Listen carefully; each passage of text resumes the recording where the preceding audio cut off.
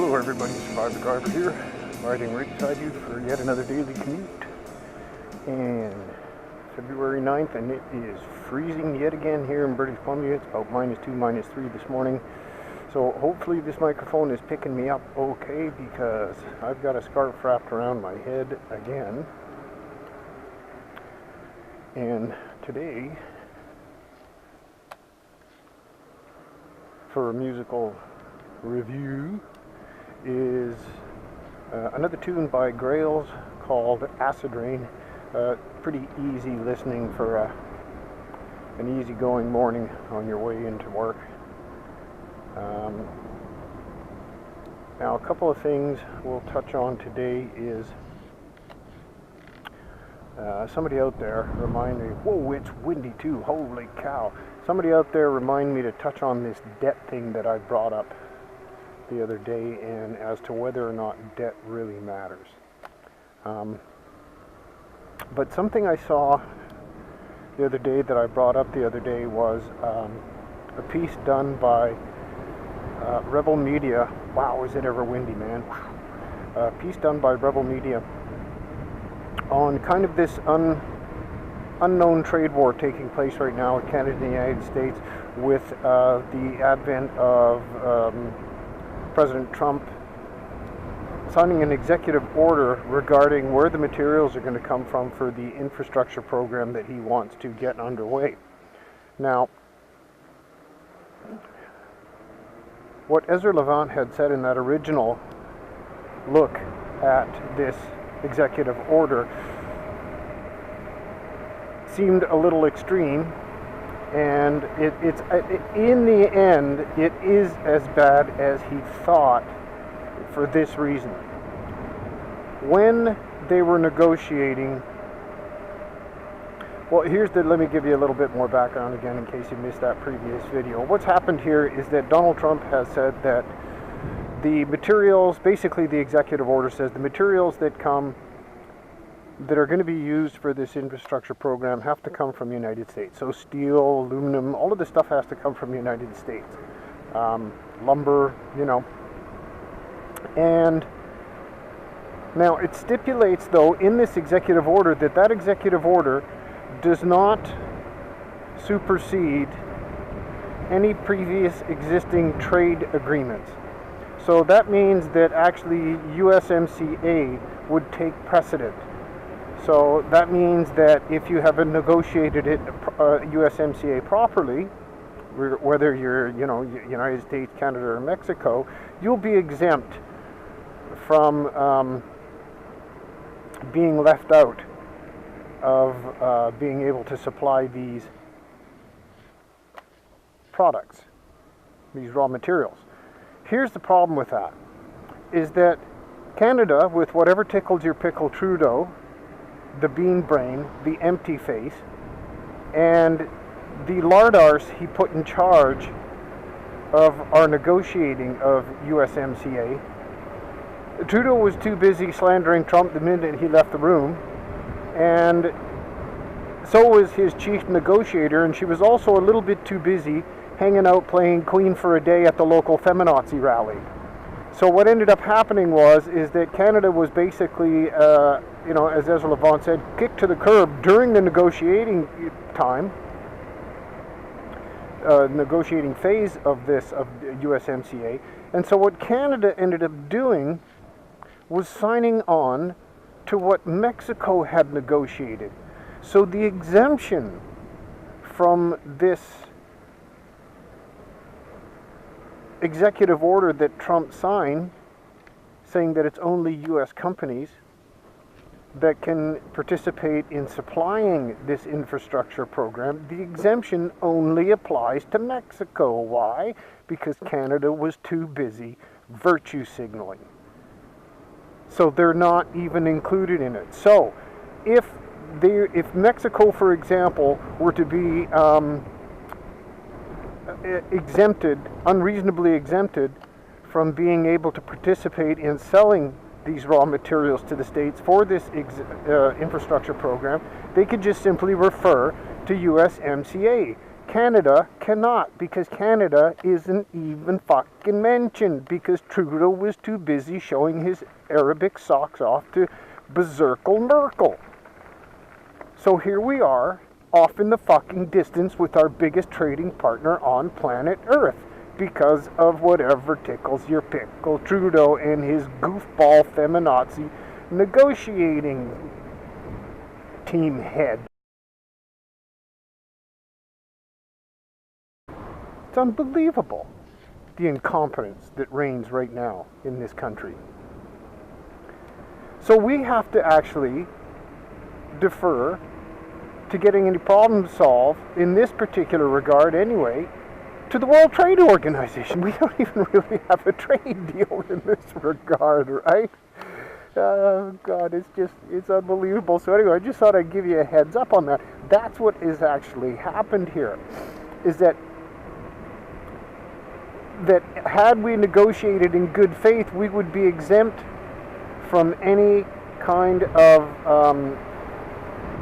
prohibition from participating in supplying the raw materials for a U.S. infrastructure program. But now we can be exempted, and if we have any problem with it, we have to go to the World Trade Organization. No, we don't refer to a deal that we've made because we don't have a deal in that regard. So just unbelievable incompetence on the part of the Liberals and Trudeau. Again, they're too busy marketing themselves to actually get anything of any productive, solid nature done. So good one for Canada there. Nice work, Trudeau. Good one, guy. Now something I wanted to touch on regarding North Korea, and the reason that comes to mind is because I saw Trump tweet out yesterday that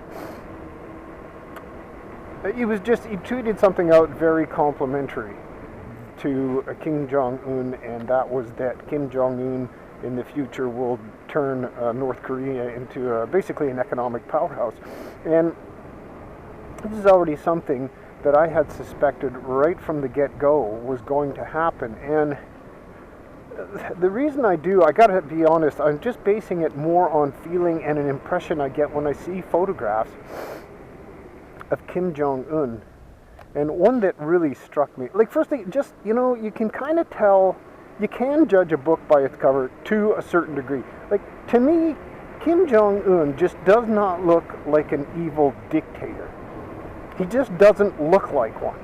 He looks like a guy that inherited an evil dictatorship, but he himself just doesn't look like an evil dictator. Now, that doesn't mean he hasn't been ruling the country with an iron fist. I mean, if you're born into that position, there's others below you that would just love to get their hands on that power. And if they think that you're going to destroy their dictatorship, they'll assassinate you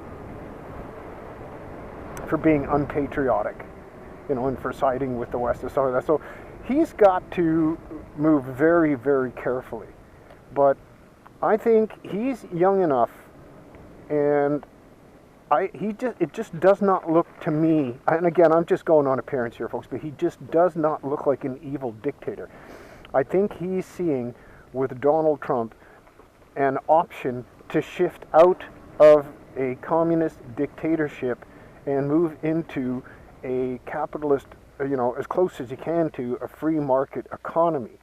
And he may even have assurances from Trump to guarantee his own personal security from anybody that might want to stage a coup, a military coup against him. So the other thing is that I saw a photograph here a couple of months ago of Kim Jong-un in like a three-piece suit. And the guy the clothes make the man, I guess you could say. He just looked like a regular Asian businessman is what it looked like. He did not look like an evil dictator. So I think that I said a while ago when Trump first started talking about North Korea that I thought things were going to change there. And I think we are going to see things change there. I think Kim Jong-un is going to change that country. It's got to take time, though. It's not going to be anything that happens instantaneously. But anyway, for now, let's get on to this tune by the Grails called Acid Rain. Here we go.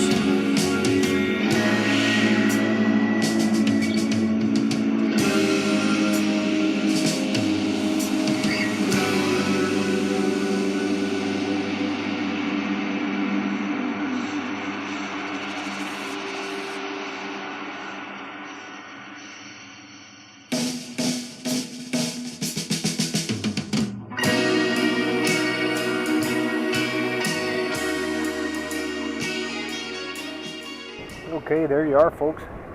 Acid Rain from the Grails. The first piece of music that I actually heard from these guys. Discovered these guys by accident. Independent music. I think it's called from Post Rock Productions is what it is. Now, anyway, I think North Korea is going to change. I think Kim Jong-un has to play it very carefully. But I think Trump has a plan that part of the future growth coming to the United States is going to be trade deals struck with North Korea. He's going to give assurances of personal security and national security to North Korea to get this underway. And you just imagine now, North Korea has about the same population in Canada, so imagine that you have suddenly an influx of 35 million people that are basically starting from square one to move into a capitalist society, and how much that would help your own trade, like United States, for example, if you were signing a trade deal with these guys to build these guys up with infrastructure of all forms, you know, actual physical infrastructure, business infrastructure, information technology infrastructure. Wow, that's a big boost in the growth of your own economy, meaning the United States. Now, something else I'm going to touch on here too is Venezuela. And no, I haven't forgotten about the debt. And I think what's going on with Venezuela is that Trump has to throw the military-industrial complex a bit of a bone here. And so what he's doing is he's saying, we're going to pull out of Syria, we're going to pull out of Afghanistan, and I'll give you Venezuela. Because Venezuela has as much oil and probably has more gold than either of those places. So you'll do better, it'll be closer to home, so it'll be cheaper to subdue and take over. And I think that's what's going on now. I know it sounds nasty and that, but we've got to remember we're in the real world here, folks. I wish everything was, you know, roads paved with Skittles and unicorns farting rainbows too, but that's not the reality of the world. That's what I think is going on there. Now, one of the other things I'll touch on is something that I pointed out a little while ago, basically in the form of a question, is does debt matter? And I was just reminded of something. Well, actually, it's the first time I've heard of it, but I've seen Egon von Greyerz from Matterhorn Asset Management. Sorry, my lips are starting to freeze. Before, and I was just watching Greg Hunter this morning on his news wrap-up for this week, and he was pointing out that Egon von Greyerz has crunched the numbers and come to the conclusion that if you had all the debt together, not the liabilities, but just the debt globally, municipal debt, like state, provincial debt, depending on the circumstance, national debt, corporate debt, including things like derivatives and that, if you add all of that debt together, the planet has $2 quadrillion in debt. And a quadrillion is 1,000 trillion.